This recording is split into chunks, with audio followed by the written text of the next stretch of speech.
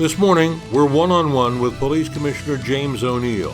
Among our questions, will the NYPD play any role when ICE agents stage raids on illegal immigrants? And crime statistics are down, but why is there such a spike in shootings?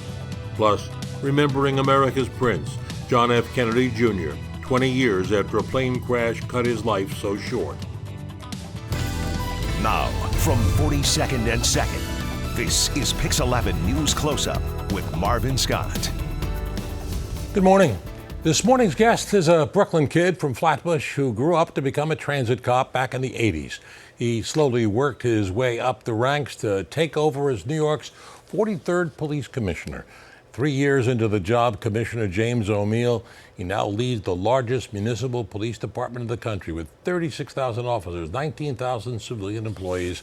So good to have you on Pix 11 News Close-Up. Thanks for coming in. Morning, Marvin. Good to see you. I'd like to begin by, we're taping this on Friday morning, and just last night, R. Kelly was arrested in Chicago by federal agents and NYPD detectives. Can you tell us and shed any light on that arrest? Yeah, I can't go too deep into it, but we were on the scene.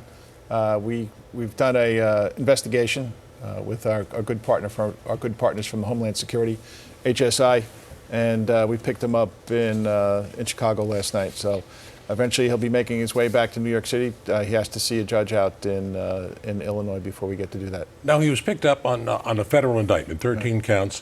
Why were NYPD detectives involved in this? It's part of an investigation with our Vice Division, Inspector Jimmy Klein's people. So we actually have a lot of joint task forces that we do with our federal partners, and the biggest one I think everybody knows about probably is the Joint Terrorist Task Force with the FBI.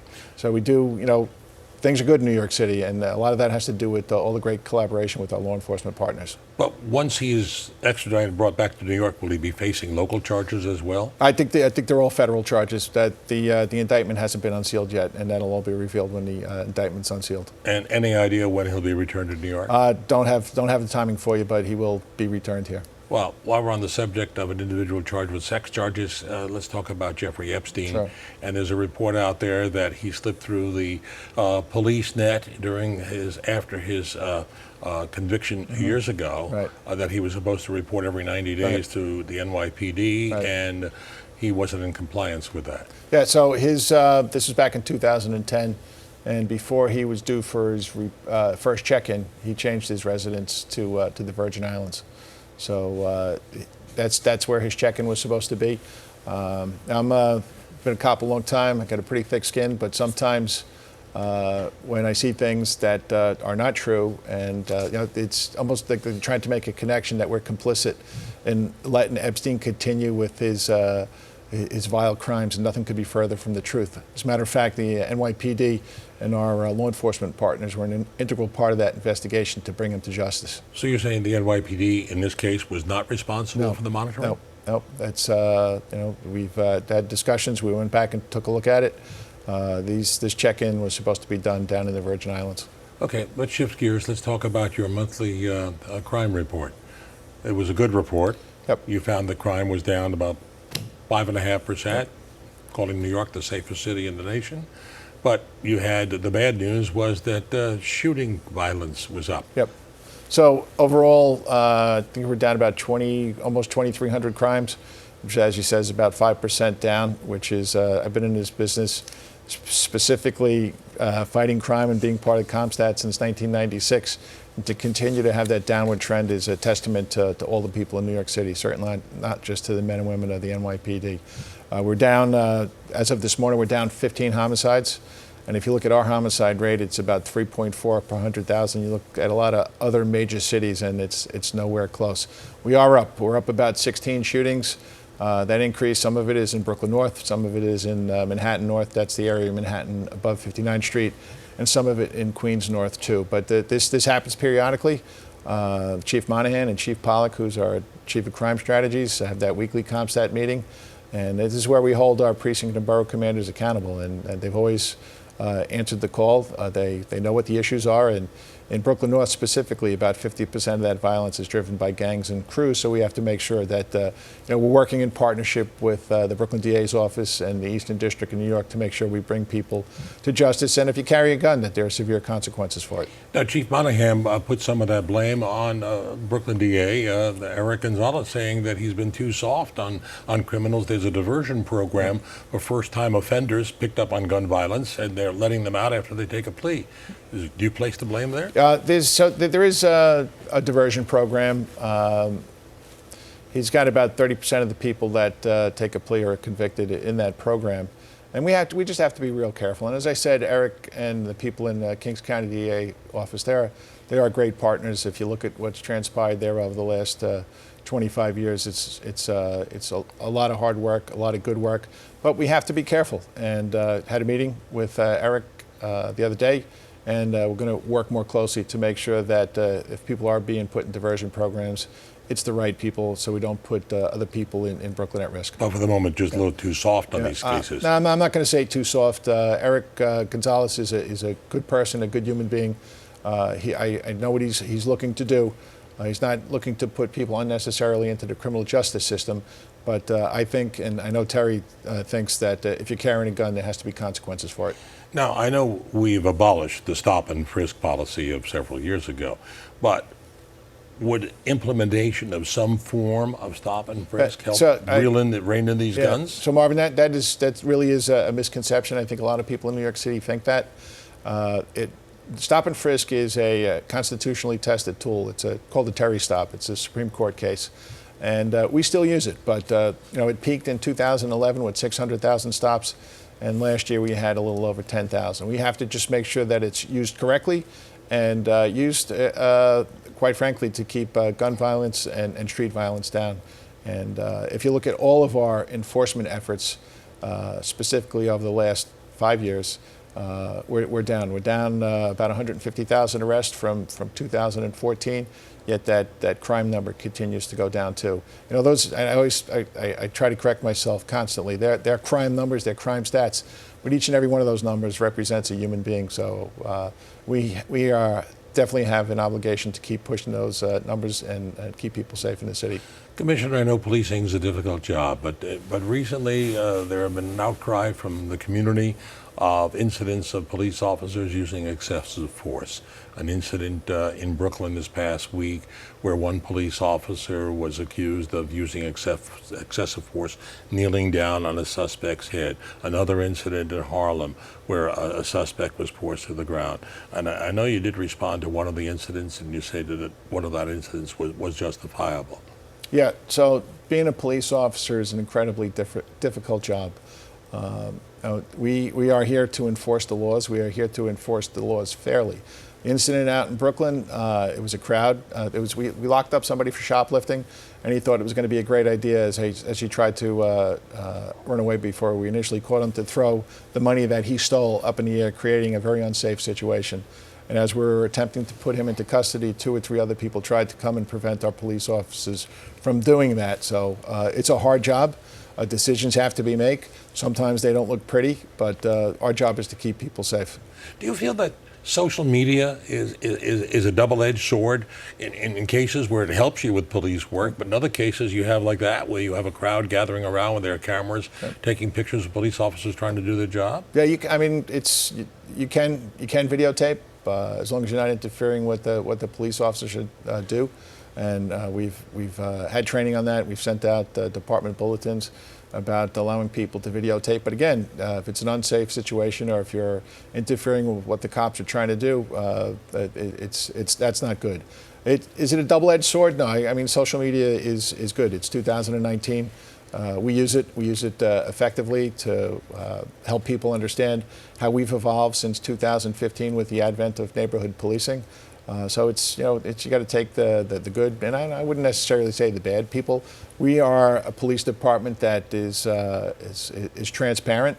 We are a police department though, so you can't be 100% transparent, because sometimes there are investigations that people can't.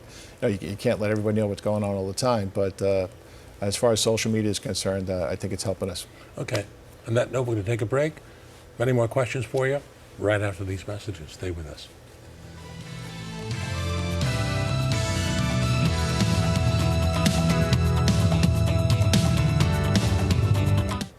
Back now with New York Police Commissioner James O'Neill. Today, as we're taping on Friday, the U.S. Senate is finally expected to pass the extension of the Victim Compensation Fund, something I know you've been very passionate about and waiting for a long time. We just lost former detective Luis Alvarez, and you spoke at his funeral. Yeah. This is kind of a tribute to him.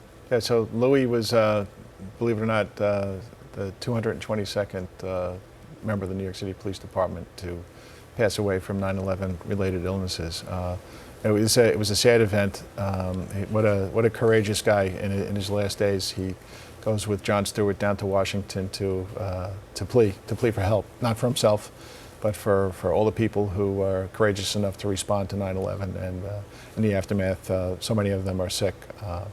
Louis is a good guy. I've got a lot of personal friends that passed away. Steve Bonanno was a chief that passed away a couple of years ago. Corey Diaz, a detective. A number of people, Carlos Ocasio, lieutenant in the chief of patrol's office. I think everybody in the NYPD has that story, has that connection. It's taken so long for this to happen. Your sentiments now that this has finally been enacted to give New York and these first responders their due? I'm not going to look back and I'm a look forward type of person. So I just want to thank the Senate. I want to thank the Congress for doing what's right and for helping people get on with their lives. They didn't hesitate to respond, and I'm glad that it's got a positive outcome. Let me talk about the mayor's Vision Zero policy. The legislature has approved, and you started installing these 700 cameras in school zones, but yet you have a traffic problem in New York. You talk about cracking down on offenders of violations in the city, but you have the cyclists that seem to go the other way. They travel against traffic, they pass red lights, pass stop signs. What are you doing to crack down on them? Yeah, so we do issue thousands and thousands of summonses, traffic tickets to cyclists. But you're on a 30, 40 pound bicycle. You're much more vulnerable or susceptible to injury than someone in a vehicle. So most of our enforcement, if just about all of it, except for the ones that we write to bicyclists, are directed at vehicles. Now this is a vibrant city. It's a big city. Since I've come on the job, the population has swelled by over 1 million people.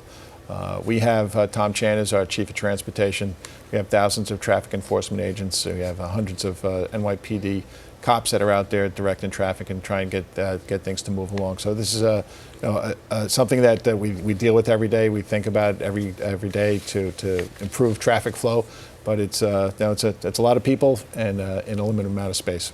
Now, when you took this job 3 years ago, you said the hallmark of your tenure you hoped to be was neighborhood policing. You wanted police to really get to know the residents of the city. How has that worked? Do you feel you've succeeded? This was in the aftermath of the Ferguson decision, the Garner decision, the 3 or 4 weeks of protest every day, and culminating in the assassination of Wenjen, Joe Liu, and Rafael Ramos.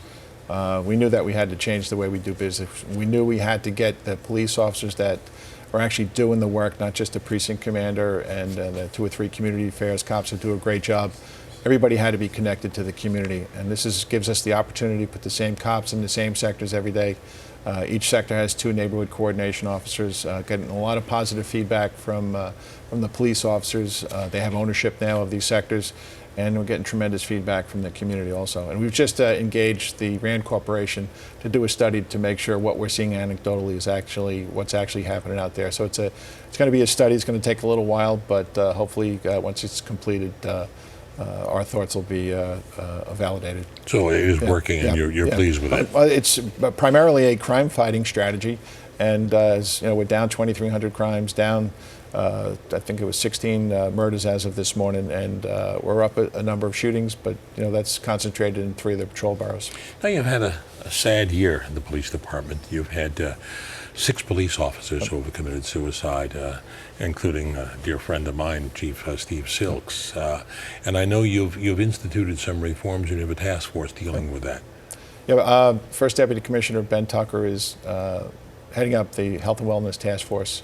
Immediately, we're going to do 3 things. First of all, we're going to bring in all the executives That's captains and above, and on the civilian side, those executives too.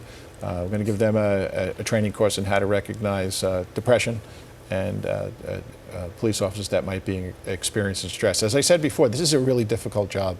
Think about all the trauma that police officers are exposed to on a daily basis. And in addition to that, where do we recruit from? From the human race. We're human beings too. We have a lot of personal stresses. So we have to just make sure that we have an awareness, that we have peer-to-peer counselors, and that we have internally and externally avenues for these police officers that might be undergoing some stresses, avenues for them to pursue to help them get through and live healthy, normal lives. Commissioner, I know there's a lot of controversy over Rikers Island. Do you believe it should be shut down? And how do you feel about the mayor's proposal to have neighborhood jails in four boroughs? So what I'm going to speak about is what we're doing in the NYPD. I think I mentioned it already. We continue with this downward trend in crime, continue to arrest less and less people. I think at this point there's a little under 8,000 people at Rikers Island. So we're doing our share to make sure our enforcement is focused on the people involved in violence and crime.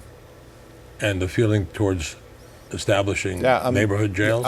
Listen, that's a bigger decision for the people of the city and for the mayor. But the NYPD is doing their part to make sure that we're focusing on the real drivers of crime. I have to ask you this. Mayor de Blasio is running for president, and he was involved in the first national debate.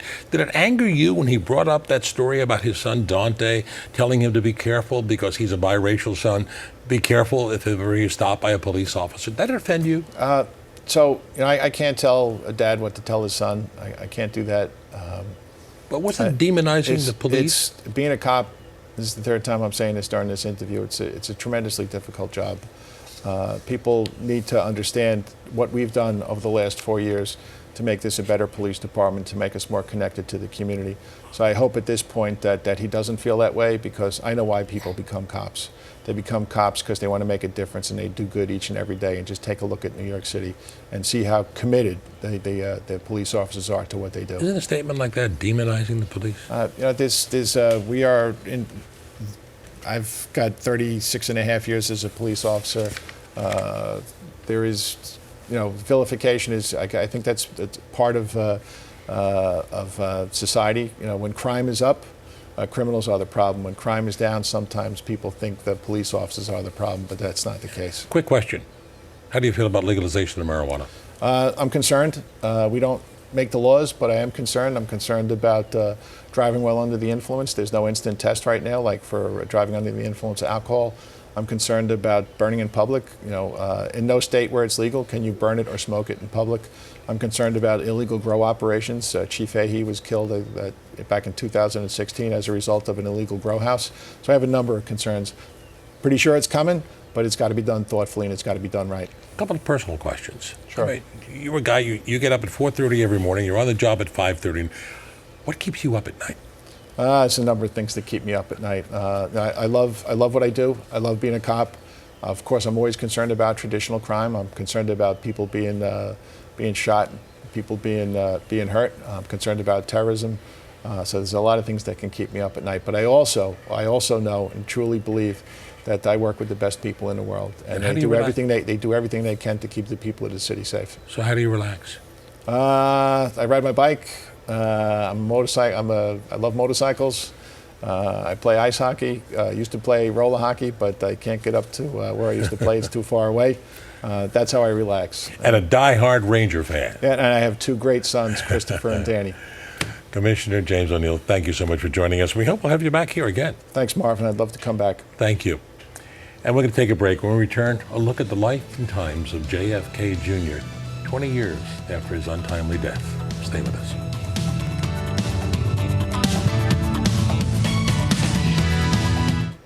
It was 20 summers ago this Tuesday that the nation once again held its breath and gasped, oh no, it can't be.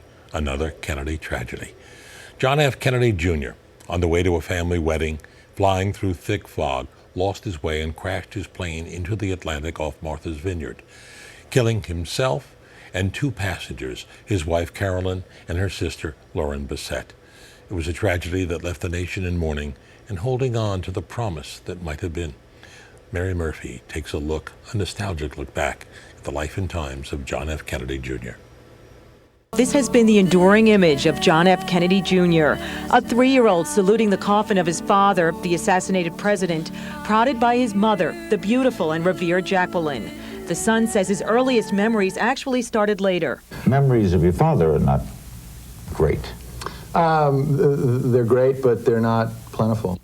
He disliked his national nickname, John John, but handled the never-ending focus on his life with grace. Slow news day, I guess, huh? A good-natured joke when Kennedy finally passed the New York State bar exam on his 3rd try after getting tortured by earlier headlines, the hung flunks. Long ago, just a few minutes ago? No, I got the word. That's really all that's important.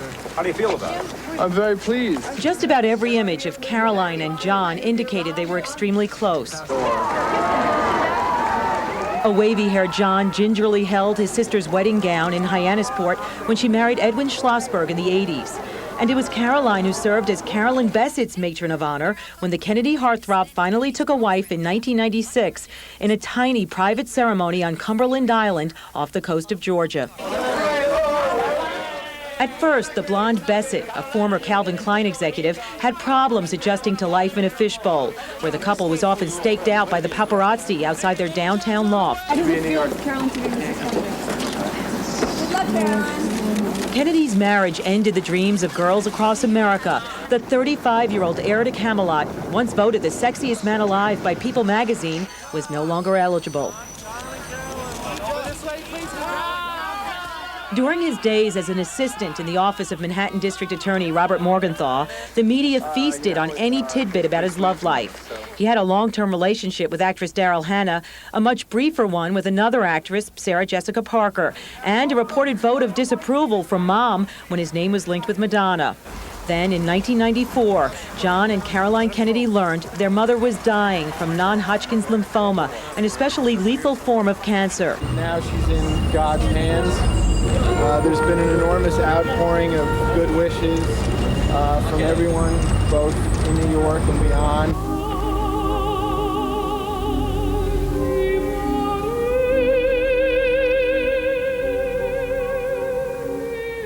It was John who held his sister's shoulder as they watched their mother's casket get carried from St. Ignatius Loyola Church on the Upper East Side.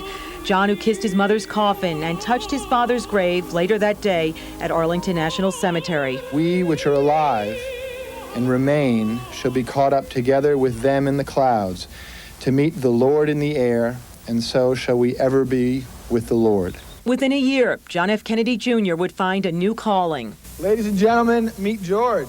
John the son was launching a new political magazine named after the first president. Ultimately, this magazine is going to stand or fall on whether or not it's a good magazine. And a couple issues on down the line, my last name isn't really going to matter. But the late president's son was coy about his own political ambitions. In the 1980s, he introduced his Uncle Ted at the Democratic National Convention. Over a quarter century ago, my father stood before you to accept the nomination for the presidency of the United States. When Irish lines are smiling to his flight home in spring, in the little Irish laughter, you can hear the angels sing. When Irish hearts are happy, all the world seems bright and gay. And when Irish eyes are smiling, you'll exceed your heart.